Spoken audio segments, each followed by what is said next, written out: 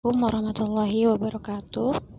Saya Aida Labibatu Zahra, Prodi PGMI, Kampus Unusia, ingin memaparkan tentang bimbingan dan konseling 2 mata kuliah profesi keguruan. Silahkan ditonton. Yang pertama yaitu tentang prinsip-prinsip operasional di sekolah. Prinsip-prinsip berkenaan dengan sasaran pelayanan. Yang pertama, sasaran pelayanan dan bimbingan dan konseling adalah individu-individu, baik secara perorangan maupun kelompok, yang menjadi sasaran pelayanan pada umumnya adalah perkembangan dan kehidupan individu, namun secara lebih nyata, langsung adalah sikap dan tingkah lakunya yang dipengaruhi oleh aspek-aspek kepribadian dan kondisi sendiri, serta kondisi lingkungannya.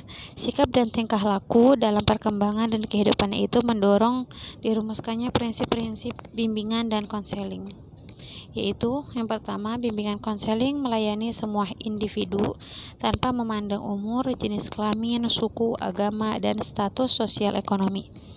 Yang kedua, bimbingan konseling berurusan dengan pribadi dan tingkah laku individu yang unik dan dinamis.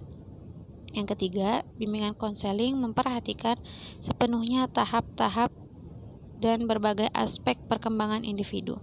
Yang terakhir yaitu bimbingan konseling memberikan perhatian utama kepada perbedaan individual yang menjadi orientasi pokok pelayanannya. Yang kedua yaitu tentang prinsip-prinsip berkenaan dengan masalah individu. Berbagai faktor yang mempengaruhi perkembangan dan kehidupan individu tidaklah selalu positif, namun faktor-faktor negatif pasti ada yang berpengaruh dan dapat menimbulkan hambatan-hambatan terhadap kelangsungannya perkembangan dan kehidupan individu. Seperti bimbingan konseling berurusan dengan hal-hal yang menyangkut pengaruh kondisi mental atau fisik individu terhadap penyesuaian dirinya di rumah, di sekolah, serta dalam kaitannya dengan kontak sosial dan pekerjaan. Dan sebaliknya, pengaruh lingkungan terhadap kondisi mental dan fisik individu.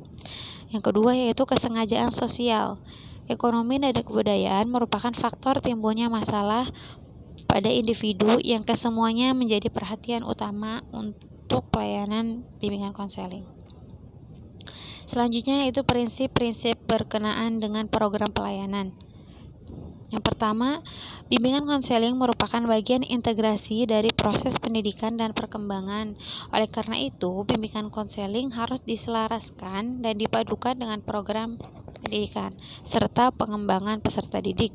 Yang kedua, program bimbingan konseling harus fleksibel disesuaikan dengan kebutuhan individu, masyarakat, dan kondisi lembaga.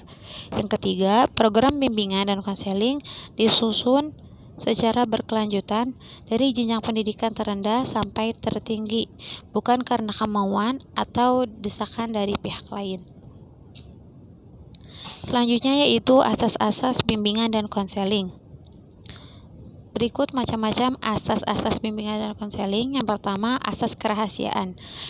Asas kerahasiaan yaitu asas bimbingan dan konseling yang menuntut dirahasiakannya sejumlah data dan keterangan peserta didik. Yang menjadi sasaran layanan yaitu data atau keterangannya yang tidak boleh dan tidak layak diketahui orang lain. Yang kedua yaitu asas kesukarelaan, yaitu asas bimbingan dan konseling yang menghendaki adanya kesukarelaan dan kerelaan peserta didik untuk mengikuti kegiatan yang diperuntukkan baginya. Yang ketiga yaitu asas keterbukaan, yaitu asas bimbingan dan konseling yang menghendaki agar peserta didik yang menjadi sasaran kegiatan bersikap terbuka dan tidak berpura-pura baik di dalam keterangan tentang dirinya sendiri maupun berbagai informasi dan materi dari luar yang berguna bagi pengembangan dirinya. Yang keempat yaitu asas kegiatan, yaitu asas bimbingan dan konseling yang menghendaki agar peserta didik yang menjadi sasaran berpartisipasi secara aktif di dalam penyelenggaraan kegiatan bimbingannya. Yang kelima yaitu asas kemandirian, yaitu bimbingan dan konseling yang menuju pada Tujuan umum bimbingan dan konseling yaitu peserta didik sebagai sasaran layanan bimbingan dan konseling diharapkan menjadi individu-individu yang mandiri dengan ciri-ciri mengenal dan menerima diri sendiri dan lingkungannya. Yang keenam yaitu asas bimbingan dan konseling yang menghendaki agar berbagai layanan dan kegiatan bimbingan dan konseling baik yang dilakukan oleh guru pembimbing maupun pihak lain saling menunjang harmonis dan terpadukan. Selanjutnya yaitu orientasi layanan dan bimbingan konseling. Menurut Sofyan S. Willis, mengemukakan landasan-landasan filosofis dari orientasi baru. Yang pertama, pedagogik. Ini berarti menciptakan sekolah yang kondusif bagi perkembangan peserta didik dengan memperhatikan perbedaan individual di antara peserta didik. Yang kedua, yaitu potensi. Ini berarti setiap peserta didik adalah individual yang memiliki potensi untuk dikembangkan, sedangkan kelemahannya secara berangsur-angsur akan diatasinya sendiri. Yang ketiga yaitu humanistik religius. Ini berarti pendekatan terhadap peserta didik haruslah manusiawi, mengembangkan diri dan potensinya.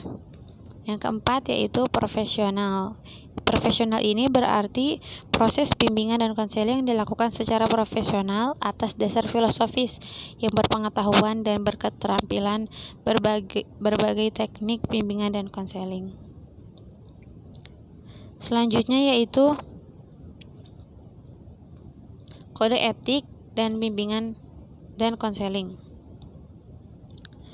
Kode etik profesi adalah norma-norma, sistem nilai dan moral yang merupakan aturan tentang apa yang harus atau perlu dilakukan dan tidak boleh dilakukan. Untuk dilakukan atau ditugaskan dalam bentuk ucapan atau tindakan atau perilaku oleh setiap tenaga profesi dalam menjalankan tugas profesi dalam kehidupan bermasyarakat dalam rangkaian budaya tertentu. Kode etik dan konseling. Kode etik bimbingan dan konseling Indonesia adalah kaidah-kaidah, nilai, dan moral menjadi rujukan bagi anggota organisasi dalam melaksanakan tugas atau tanggung jawabnya dalam melaksanakan pelayanan bimbingan dan konseling kepada konseli. Baiklah, mungkin cukup sekian penalaran dari saya. Kurang lebihnya mohon maaf. Wassalamualaikum warahmatullahi wabarakatuh.